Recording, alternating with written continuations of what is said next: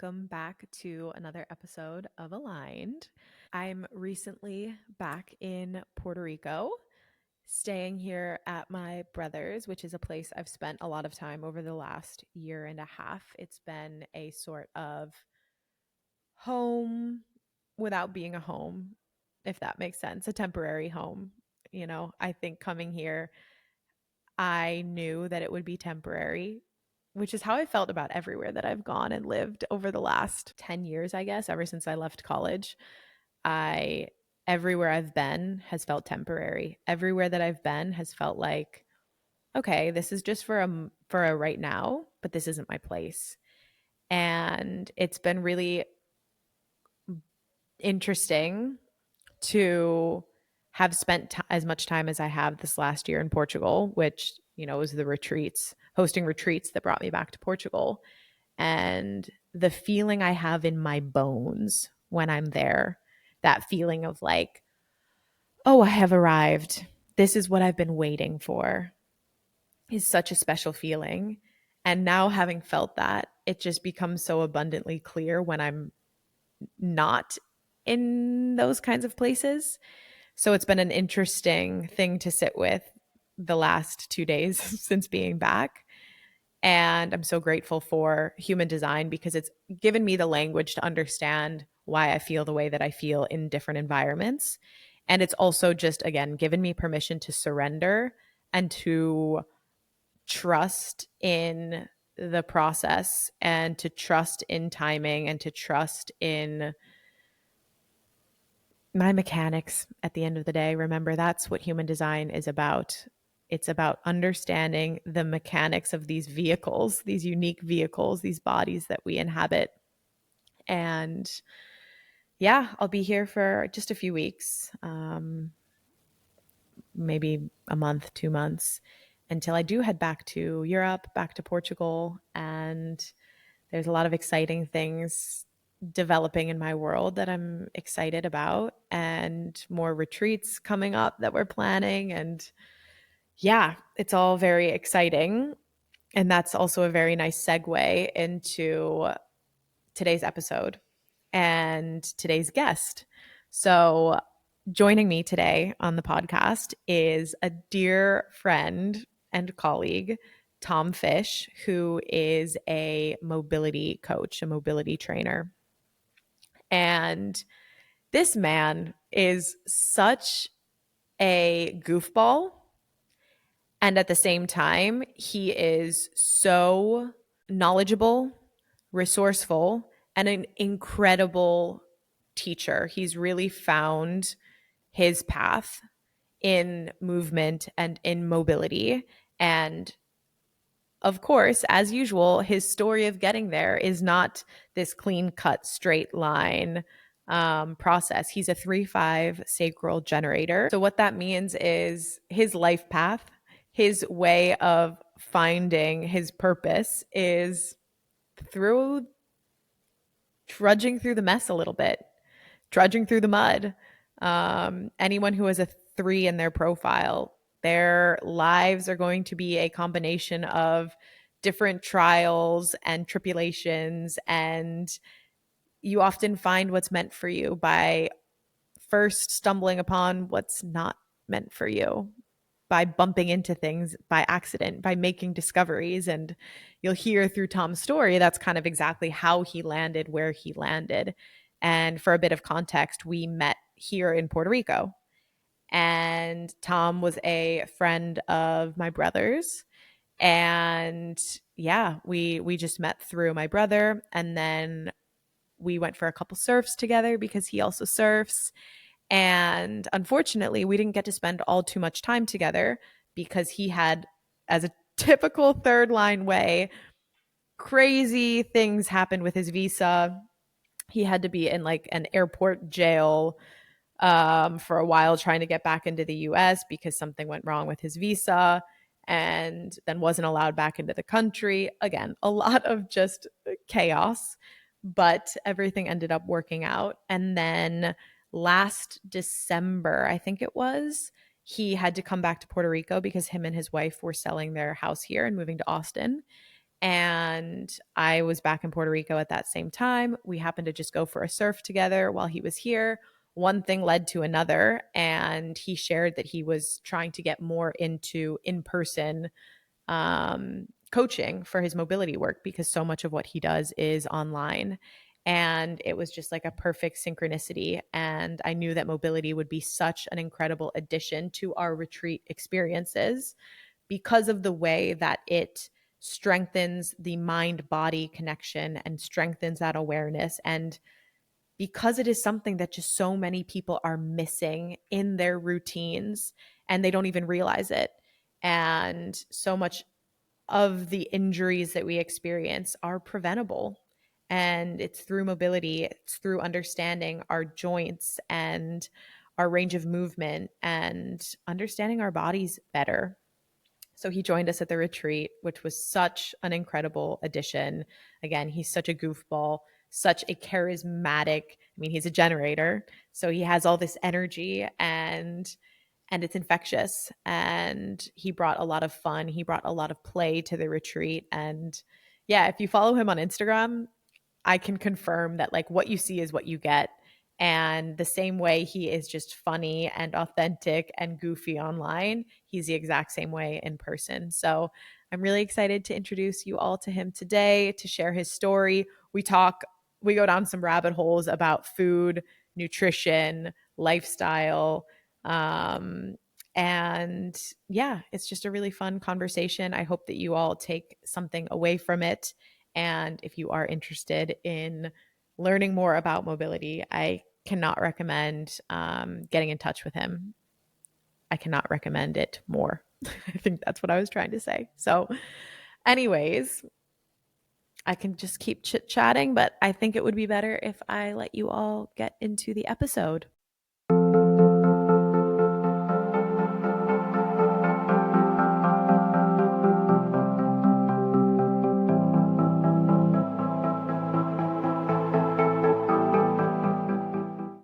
You. Been super busy, which is good. Yeah. Cranking with Supple Warriors, huh? Yeah, really, really good. Changed the offer, which is going really well. I had chiropractor this morning. Set the alarm off, opening the door. We've got the security system. I always forget to turn it off before I open the door, so that was like a big wake up call. And some woman started chasing me down in a car because apparently I cut her off when she was just driving like an idiot, and she literally like drove into the chiropractor's office with me and then just like looped around, and I was just like, what are you doing? It's like some crazy angry lady. So yeah, I've had an eventful morning. Good. So you're ready. I'm ready to go. Well, thanks for coming on. I'm so happy to be able to introduce you and your story to our community. And, for a bit of context about this podcast is I'm really intentional about who I invite on, and it's all about alignment, right? People who are living authentically as themselves in whatever way that looks, right?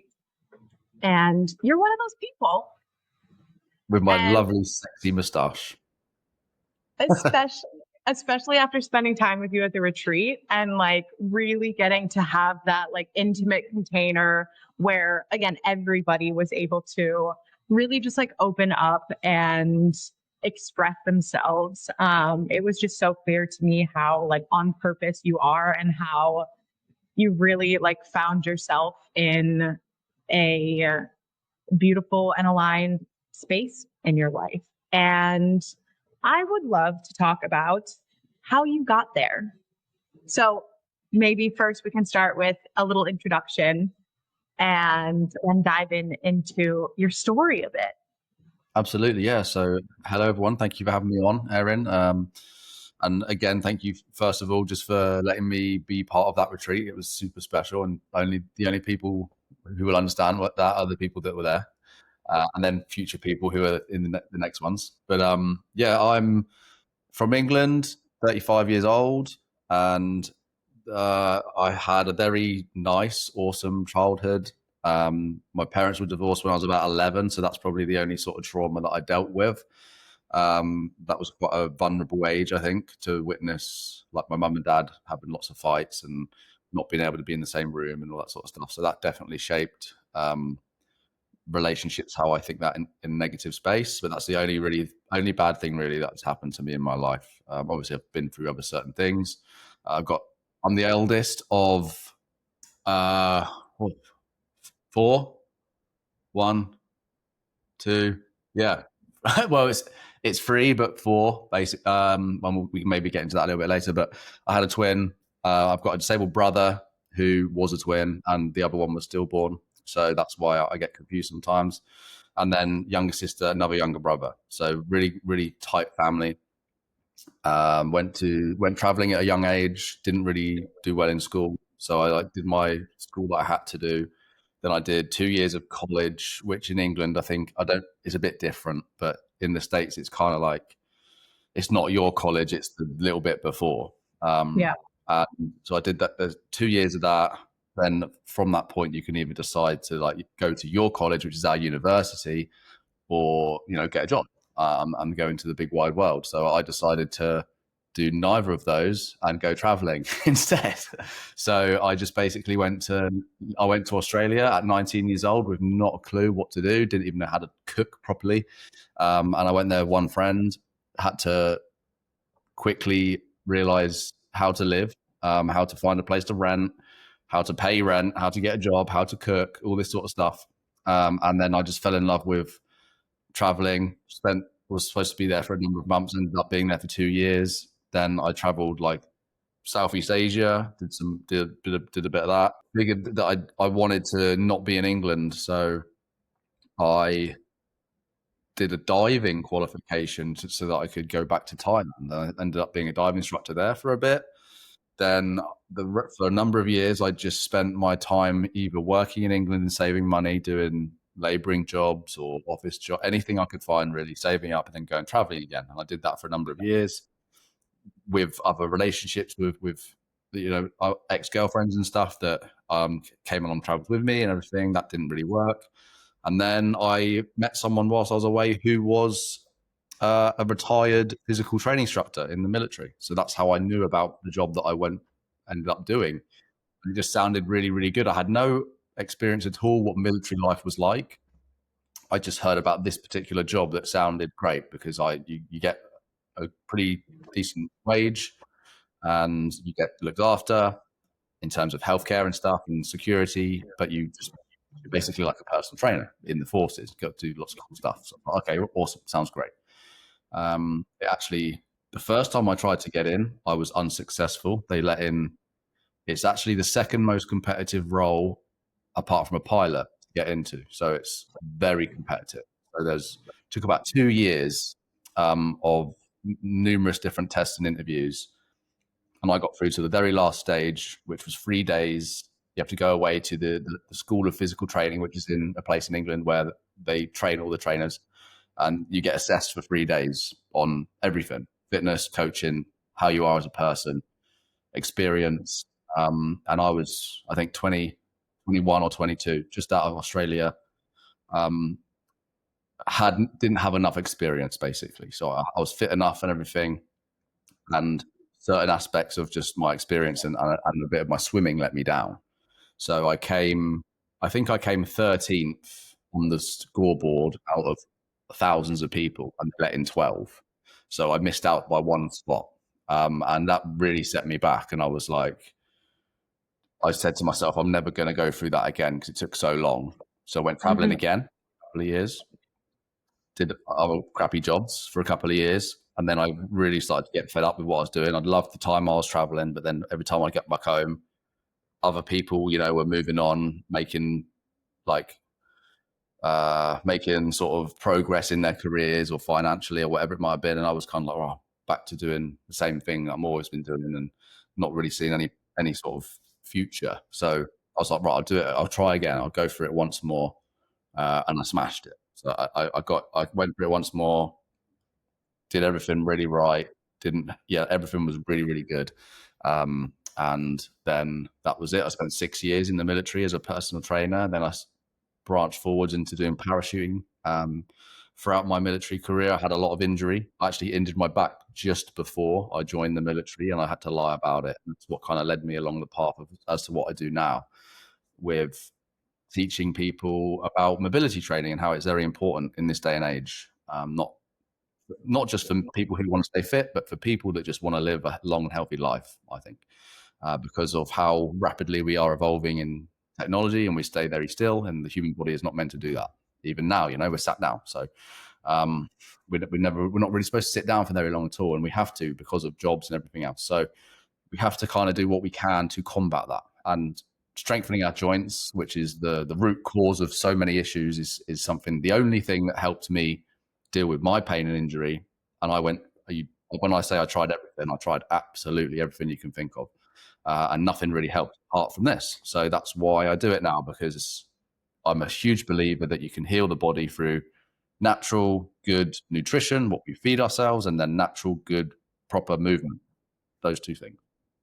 Yeah, I love that. And before we even get into mobility, I want to go back to a few things from your story that stood out, because, we dove into your human design a little bit during the retreat. And in hearing your story, it just confirms so much about your path. Because even, for example, like you were like, I wasn't good at school. I didn't really know what the fuck else to do. I'm going to go travel. And funny enough, like as a generator, what I always tell generators is like, follow your joy, follow what lights you up, like trust that through being satisfied, being lit up by life, like you are going to magnetize the right opportunities for you. And so, yeah, by fucking off and going to Australia and traveling, even though from like the Western mindset might say like, oh, that's irresponsible, or like, that's not the smart thing to do. You had a lot of fun. And what ended up happening, it's like, how did those next opportunities come to you? You just bumped into them, and like you come across someone, you meet someone, they do this, they talk to you about this. And also being a third line, if you remember from your profile, that 3-5 aspect, it's like your opportunities come to you by trial and error, by accident, by usually like, and even going so far to say like not getting in the first time, right? And ending up at 13th. It's like you actually fail before you succeed, but it's through that process that like you learn what it is that you're here to learn. And so it's so fun to be able to kind of like look back and see how everything happened exactly as it was supposed to happen. And had you not chosen and made the decisions that you chose at the time, you wouldn't have ended up where you are today, and you're exactly where you're meant to be. Yeah, it's crazy to think about. There's like so many like wires that just link and cross at the right time, and yeah, it's just mind blowing to think about everything that I've decided to do, and certain things that, certain moments where I wouldn't have met this person, or I wouldn't have done this, and I wouldn't be where I am today without a lot of hardship and a lot of pain and a lot of injury. So yeah, and even the retreat happening, like we went for a surf. It just so happened that you came back to sell your house in Puerto Rico while I was there. The waves were okay one day. We go for a surf, have a conversation. The idea to bring you in for the retreat just kind of happened, right? Yeah, it was just like literally like a 5-minute conversation. And then it turned out to be something great. Yeah. So it was awesome. Yeah. Honestly, like your participation in the retreat was such a critical aspect to its success.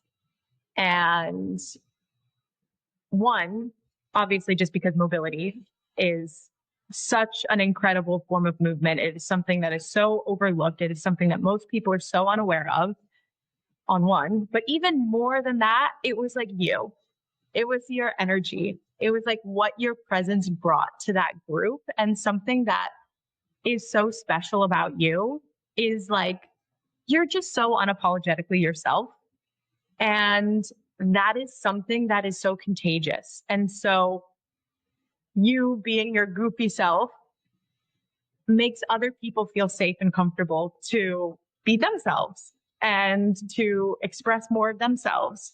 And especially in a setting like a retreat where unfortunately, what so many people have to come to these experiences for is because they've been suppressing so many aspects of themselves for so much of their lives because of their upbringing, conditioning, expectations, all of that.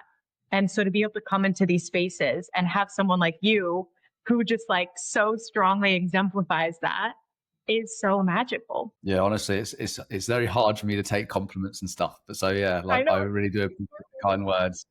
But I just felt like that week there was like, if I wanted anyone to see what I was like, I'd just say, I'd love you to. That was me in my purest form. Like I had. There's a lot of people there who I didn't know, so there's no sort of judgments or anything. And I do thrive being a coach or being someone of like, not control. That's not the right word, but authority, I guess, and just sort of being there to help other people. And I love to help other people in ways that they probably don't expect me to. So, they see probably this guy who's ex-military. He's done a lot of stuff. He loves his fitness, all this sort of stuff. And then first thing I do is make a stupid face or make a really inappropriate joke, and then they're like, "Oh, okay, this guy might be not, might have judged this guy a little bit too soon." So I like to bring people's guards down, and I haven't got a clue what I'm doing. I'm trying to have fun, and that's what I think life should be about. Is just have as much fun as you can, make other people laugh, make yourself laugh, and everything. Yeah.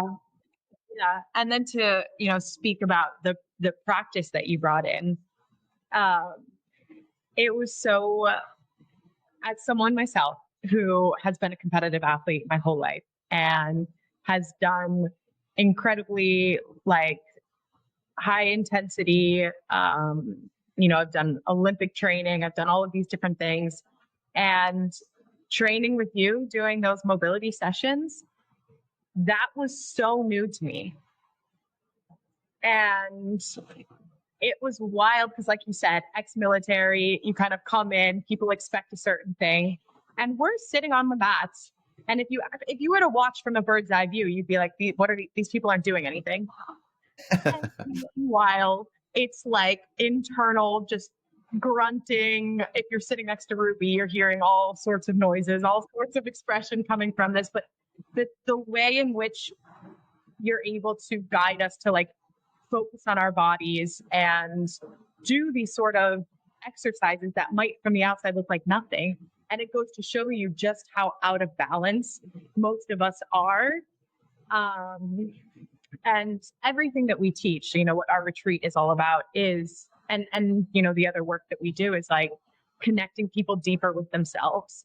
And the physical aspect of that, like you can work on your mindset, you can work on your subconscious beliefs, you can work all this, but like we have to then get into the body and we have to anchor it all into the body and build stronger awareness and build, the right kind of strength. And that's what I love about mobility. So maybe you can share a little bit more about what the fuck mobility training actually is.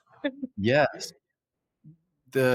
Most people think they know what mobility training is because it's like a buzzword. It's thrown out a lot. You see it on social media all the time. Like the mobility for this, mobility for that, and my definition of mobility. What I've learned and been taught is it's a combination of flexibility and strength. And flexibility is what we call passive range of motion. So you're able to get into a flexible or vulnerable position with external help or load. So whether that be gravity, a weight, you pushing yourself into it using the floor or a wall or whatever it might be, there's something there that's assisting you to get into that position. And when you're in your passive range of motion, you most likely don't have much strength or control there, which means your nervous system doesn't like trust you there, which is why a lot of the time you can stretch and feel fantastic, do a really long, intensive yoga class or whatever it might be, and you feel great. And then the next day you wake up and you think, I feel pretty light now. Well, why have I done all that stretching and I feel the same? Because you haven't actively given your nervous system trust in that position.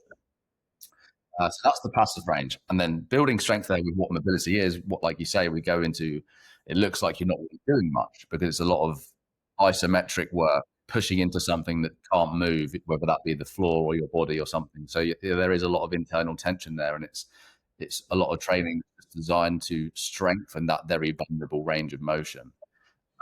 Which is then over time going to give your nervous system the chance to think, okay, I can trust this position now. I can control it. My muscles don't have to be as tight. My nervous system doesn't have to be so like protected of this position. So it really does give people a lot of benefits to like feeling better when they are suffering with chronic pain and tightness. Yeah. It's really incredible. And I think that you do such a good job of teaching and really like making, because it is complicated, and I think that you do a really incredible job of simplifying it and making it like digestible and accessible to people. And again, it stems from that place of like, you can feel that it's just something that you're so knowledgeable about, so passionate about, and that comes through in like everything that you create. And I genuinely can't think of anyone better to learn from in this, like, and do it in the way that you're doing it. It's amazing. It's I'm so passionate about it because I speak to a lot of people every single day. I don't do many sales calls anymore, but I still do some. And so many of the people who I speak to it doesn't really matter what age they are or what they've done, but they're in pain. And so many people are in pain, and so many people suffer with tightness and injury, whether they are really, really active at the highest level of their sport or whether they are not active at all and they're like a couch potato. And everywhere in between, there's very few people these days who, like, yeah, I'm pretty good. I don't have any problems. And I think it just comes down to the fact of how we live. The exercise that we do, mainstream exercise, is great for how we look. It does make us feel a little bit better afterwards, but it is not very good for longevity most of the time. There's obviously exceptions to the rule. I still strength train and weight lift and do all this sorts of intense workouts, but I do the mobility training as well, so that it allows my body to do that. When my body started to break down when I was 25, I did all the strength training and the intense military stuff, but I didn't care for my body at the same time. I didn't care for my joints, didn't know what joint strengthening was. So my muscles and my heart were super, super strong and healthy, but my joints were just so weak. That scale was so imbalanced. The joints just can't take it anymore. And they just basically start to give up. They start to have to send off all these signals to say, right, we need to get this person to stop doing what he's doing because he's breaking us. And this myth of, oh, your body breaks down when you're 30 years old. It's not because you're 30 years old. It's because you've probably been putting awful things into your body, or you've probably been doing really intense things to your body for about 10 years, maybe 15. Most people start doing exercise, when they get to sort of teenagers, they start to compete in college or school or wherever it might be, and then they continue.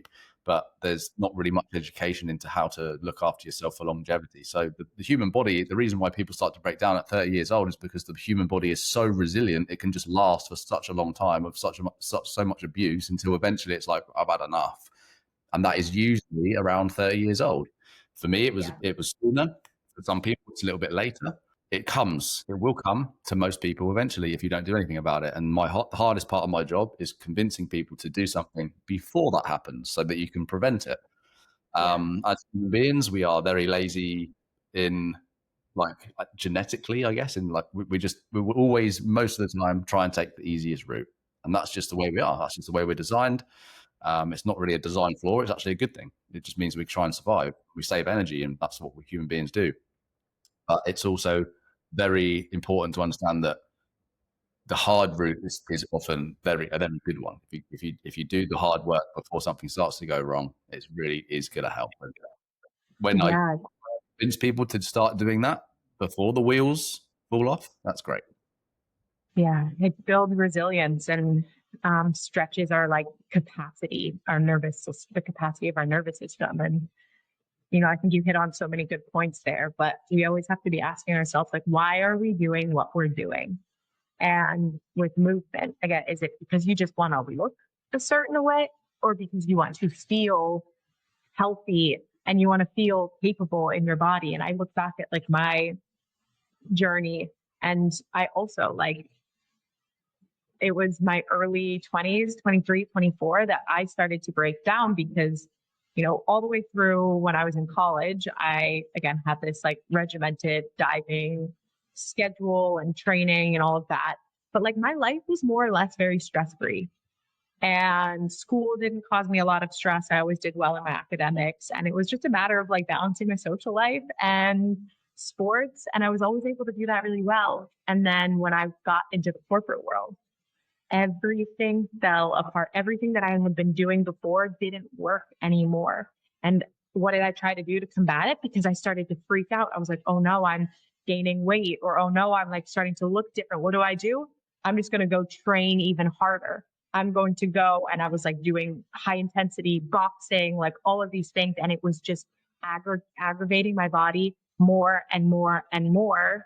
And it's because I wasn't taking a look holistically at like what I actually needed. And I wasn't looking at my environment. I wasn't looking at my stress levels. And I just wanted this like quick fix. I just wanted to go back to looking how I looked before. Again, very superficial. And we go down these journeys. And as we do start to kind of make these difficult decisions or start to prioritize our health and our well-being, it really starts to cultivate, I think, like a deeper relationship with ourselves, and piques this curiosity of like really asking ourselves, like, why am I doing what I'm doing? And am I living in alignment with like myself? Or am I just doing things because it's exactly what I thought I should be doing? And when we can kind of zoom out in that way and come back into our bodies and start taking care of ourselves, it's like everything in life starts to then change. It has such a ripple effect beyond just how you look. Yeah, honestly, it's how interesting you feel. And then when you start to feel different, everything, like your relationships start to change, like everything around you starts to change. It's really interesting. You said, why are we doing what we're doing? And when I first started getting into mobility, it's one of the first seminars I went to. The sort of opening slide, or one of the opening discussions was, what are we doing as human beings now that a human being should fundamentally be doing? If you look back at what a human being is, like if you think of like a lion's supposed to live in the jungle and it hunts, and it runs around and whatever a lion does. But like if you think of what a human being does day to day now, averagely, we are not doing anything that we're supposed to be doing. Like if you look back at history, like we're not out in nature, we're not looking at the sunrise and the sunset, we're not eating the right foods, we're on technology that we've invented, which was never there before. So we're doing, and we have all these external things thrown at us every single day that is very new to what the human body from thousands and thousands of years ago is used to doing. So I was thinking like, there's no wonder why there's so many people suffering in pain, so many people that are sick, because there's so many external things that are thrown at us that we're ingesting or taking in, or we can't even see that our body's absorbing, that is absolutely messing us up. So like when people like ex-military, people like I was a very like hippie person. I'd been traveling a lot. I was in the military. People were like, what are you doing here? Like, why are you in the military? Like this, you don't sound like someone who should be here. And I'd always get in trouble for speaking out, or I'd always just have a different opinion. And I would always say, I'd always think people in the military are like, just calling people, if someone wants to go, if I was to say, let's go, if you wanted to go, and like people talking about grounding or something, or like being out with nature, or like making sure that you're doing the right things that you can and staying off technology and watching the sun when it rises and sets and all this sort of stuff. People are like, that's just all like wishy-washy rubbish. It doesn't make sense. And then it's sad that somehow along the line we've lost our sort of roots to what we are. Somehow it's become a bad thing to want to be outside in nature for some people. It's like you're judged for being that sort of person, and I think if everyone was a little bit more of a hippie, then they would be a lot healthier. It's so true. But I do feel optimistic because I do feel like there is this growing population now of people Sure. who are starting to wake up. And I Absolutely. mean, even just at the retreat, like the fact that the very first night, there was a group of us who had already kind of like come together, and within moments, it's like we're talking about conspiracy theories, we're talking about like all of these different things where I'm looking around and I'm like, this is awesome. I'm loving that, like, these are the kinds of conversations that are being had everywhere that I go. Because it just goes to show, like, people are waking up and they're starting to wake up to the lies that we've been fed. They're waking up to the reality of like what it means to be healthy, what it means to be a human. And yeah, we still have a lot of work that we have to do, but it's empowering to know, like, okay, we're starting to make moves in the right direction. For sure. Yeah, it is. You're definitely right. That's one of the few upsides, I think, to social media is, now there's so much people on there and there's so many videos out there that it's very hard to suppress things that people don't want you seeing. So there are people that are waking up and there's a lot of things that people see and they're like, oh, actually, maybe I shouldn't believe everything that I'm told in the mainstream media, or maybe I shouldn't believe everything I'm told that, this is healthy for you when it might not be. And coming from Europe to living in the United States, like, just so many people were just really not given any chance at all, because you're just set up in a system that's going to make you sick, unfortunately, with what the food that most people are eating, how the cheapest foods you can get are just absolutely terrible for you. Everything that you think might be healthy, like bread, is just not healthy. It's got so much stuff in there that's just like chemically processed or unnaturally processed, that's going to be harming you, way more stuff than you think is possible. And I was actually listening to a podcast this morning of I'm a huge soccer, like, football fan, and there's a guy who had so many knee injuries throughout his young career, like really terrible knee reconstruction from a bad challenge. 2.5 years out of the game, went back in, first game back, exactly the same injury. So he was out again for another couple of years. So his professional career was supposed to be pretty much ruined. Was taken down the normal route of painkillers, all this sort of stuff like ibuprofen and strong painkillers, really made him sick. And long story short, him and his dad came up with literally what I was drinking today, like a big juice drink of raw, organic, like ginger, turmeric, watermelon, pineapple, all this stuff. And he says that he had a very successful career, and he said all the surgeons and said to him, you're never going to play the way that you want to, and you're always going to deal with pain. And he said he played pain free for a very long time, and he puts it all down to literally his fruit smoothies every morning, because they took away a lot of his information, and that's what a lot of food does, unfortunately, in the Western world. Is there's a lot of food that inflames us and makes us feel a lot more sore and stiff than we actually should be, just because our body's kind of under attack from all these ingredients that aren't very good for us. Yeah, exactly that. That was and has been my biggest challenge, is inflammation. Well, I guess inflammation is what turns into all other disease, right? But over the last few years, and when I first kind of started going through struggles in the corporate world, it was always inflammation. And my body shows inflammation very quickly. So like you'll see it. Like I will look different. Like I'll get puffiness in my face, and it can be so unsettling. Oh, same. I get the same sometimes now. I wake up in the morning and I'm like, oh my God, like my face is like, everything looks real puffy. So I know exactly what you mean. Yeah. And I started getting blood work done last year. And now this is also what's so amazing is the accessibility of being able to get blood work done, because there's these companies that are popping up that are, private, not connected to any sort of like healthcare system, not connected to like the institution of health.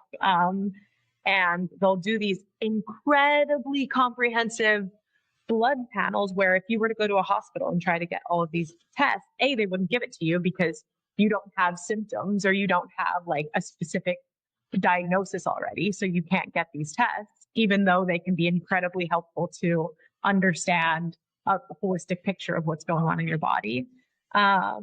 So like things like this are becoming so much more accessible. But what I was able to see is exactly how inflammation and certain dietary decisions and things had been impacting my body. And then being able to actually be really intentional with the modifications that I make, like based on what I'm seeing is actually happening in my body. It's really cool. Yeah. So when it comes down to the human body, everything is, if you feed it the right stuff, in terms of spring water, in terms of one ingredient foods, natural foods that grow from this earth that aren't in a factory, then your body is going to heal from things that you didn't even know. You know, if you're, whether you're suffering with like brain fog or you can't concentrate at times or knee pain, whatever it might be, sorting out your nutrition is going to make it better. It is that simple. Like I feel awesome after I've had my smoothie every morning because it's just all this great goodness of fruit that's cleansing my body. So if anyone is suffering with anything that's kind of like, oh, I've had this issue for a long time, I don't know how to resolve it, try and have a little look at your diet and see if you can change that. What has been the biggest like needle movers for you as it relates to like diet or lifestyle, like changes or habits that you've implemented that have had a really big impact on you? Massive one is like seeded fruits, like seeded grapes or seeded watermelon. A lot of the food now in the supermarket will be seedless because it's just easy. People don't like chewing on seeds because it tastes horrible or it's not nice, whatever. But the seeds are actually the really, really healthy, important part of the fruit. So yeah, trying to get seeded stuff is great. Since I've like increased my fruit consumption, I felt so much better. I didn't never really used to eat much fruit. I'd eat a lot of vegetables, but not much fruit. And for me, it's like the way I see nutrition is there's so many people that believe, you know, veganism is the right thing. There's so many people that believe carnivore is the right thing. And there's so many healthy people that are just vegans. There's so many healthy people that are just carnivores. I don't believe in just eating meat. I just think that's silly. I think that has a shelf life. The reason why people start to feel better when they do start to just eat meat is because they're just taking out all the other rubbish that they might have been eating. And it's very easy for the body to digest just one thing, one food. It gets very used to just digesting one thing. But if you can just think about your family heritage, where your ancestors may have been from. If I'm from England, the sort of food that my ancestors would have eaten would be very different to somebody who was from Madagascar. You can eat a lot of different foods. So try and figure out what your ancestors may have eaten and try to eat similar things to that and have a balanced diet of one ingredient foods. Simple as that.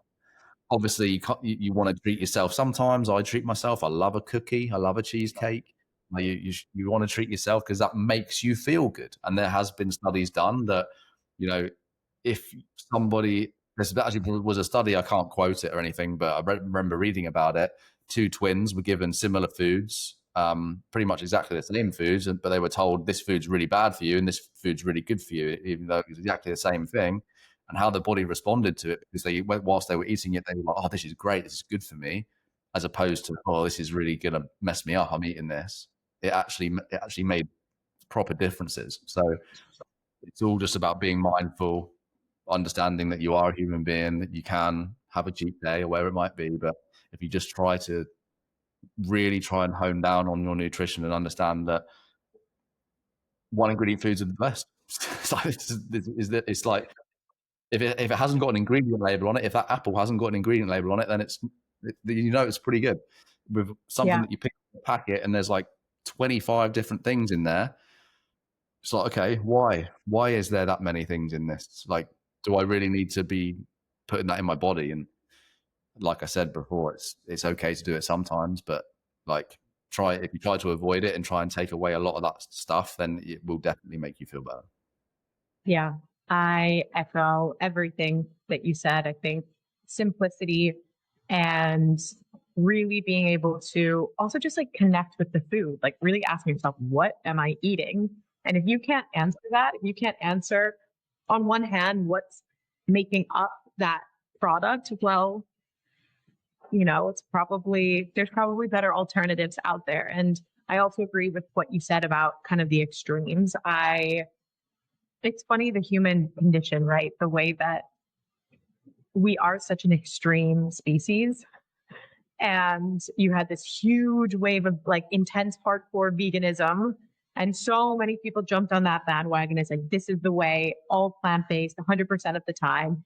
And the reason why like carnivore has now had this resurgence is because that extreme scale of the veganism started to result in a lot of problems and malnutrition and certain deficiencies, blood sugar issues, hormonal issues, insulin issues. Now they're swinging all the way to carnivore, which then works for a while, especially for those people who are having blood sugar, insulin, diabetic sort of responses to the vegan diet because they're not getting protein, they're not having balanced meals, they're eating, it's too much sugar. And it's the same way, like a lot of the veganism or the vegans then went to say like, okay, I'm going to have an Impossible burger instead of a meat burger. Look at what's in an Impossible burger. Are you kidding me? And it's still a burger at the end of the day. It's not any healthier. So that leads to a lot of problems. Then you go carnivore, and that can be really effective at balancing your blood sugar. It can be really effective of like reducing inflammation to it for a time. But then again, there's limitations on that side as well. So the whole point is like, we want to be able to find that happy medium where it's like, we have a balanced diet. We're eating seasonally. We're eating locally. We're eating clean, whole foods. We're eating foods as natural as they can be. Like what you said, the seeded thing was actually, I love that you said that. It's not something that I've often heard people say as like a huge needle mover, but I love that because it's true. Why do our foods not have seeds? Because people don't want to have to chew on a seed. Are you kidding me? Come on. We're not that soft.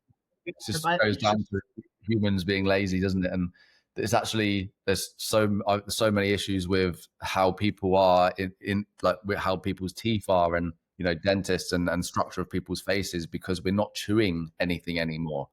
You're supposed to be able to chew. It works your jaw and it keeps your face like actually intact. If you're not ever chewing, then it over generations and generations and generations, it causes immense problems as to why there's a lot of people in this day and age with pretty bad teeth because we're just not chewing properly. Chewing and breathing. It's why you breathing out of our nose.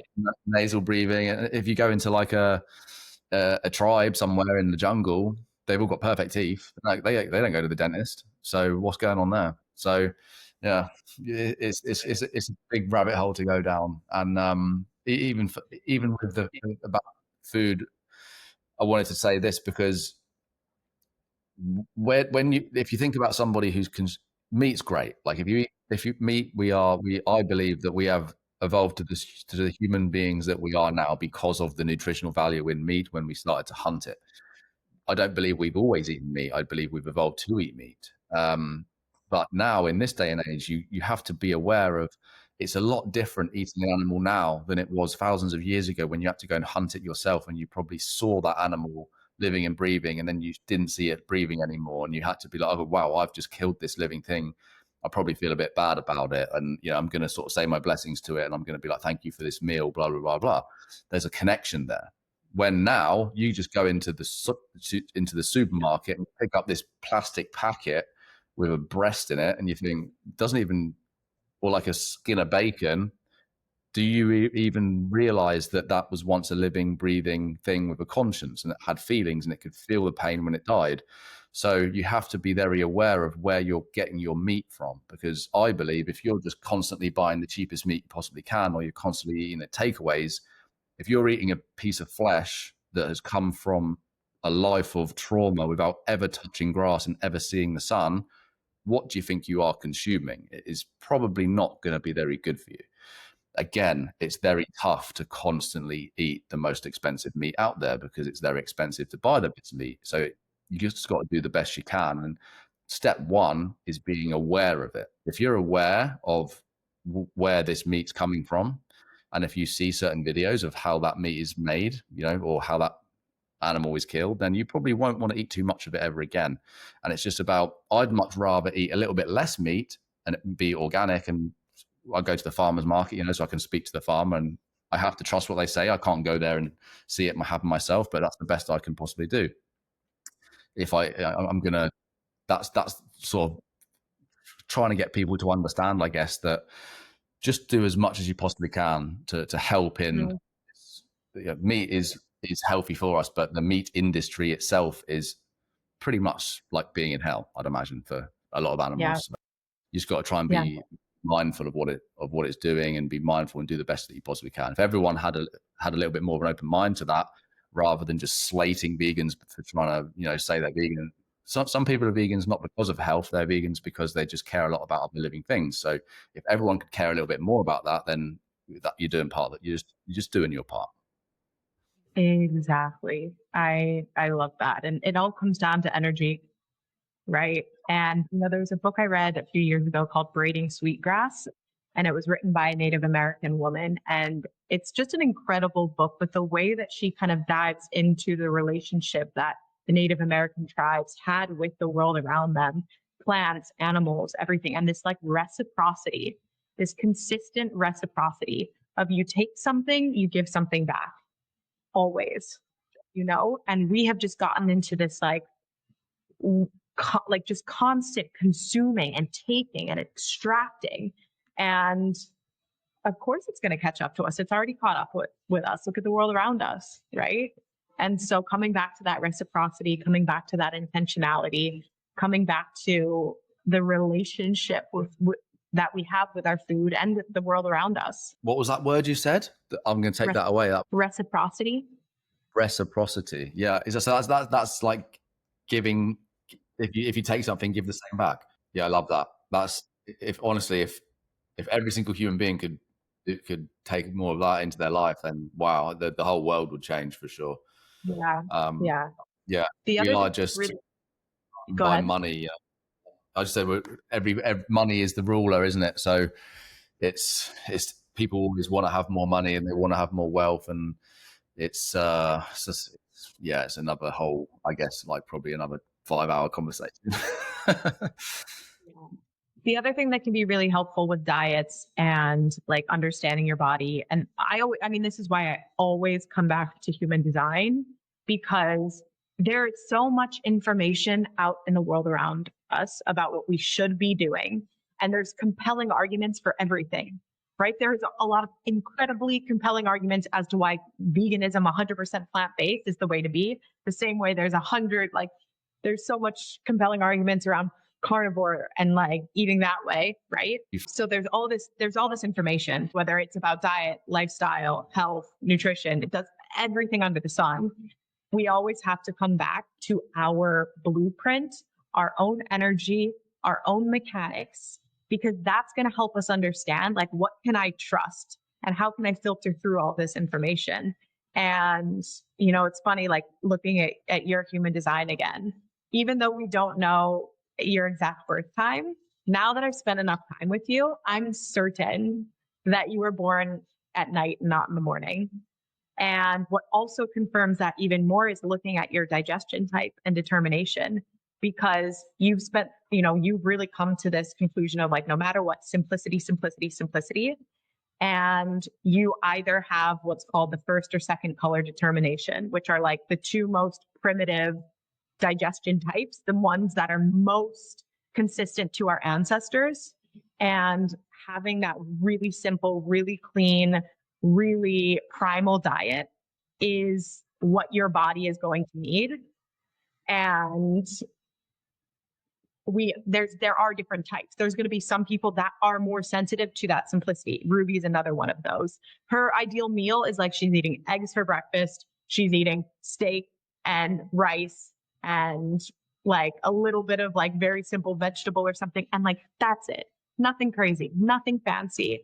Whereas for me, for example, my digestion is a lot more sensitive to my environment and I actually need a little bit of stimulation in my environment when I'm eating. So if I were to just sit in solitude and meditate over my food and have like the most peaceful, calm environment, it would be hard for my body to digest anything, no matter what the food is.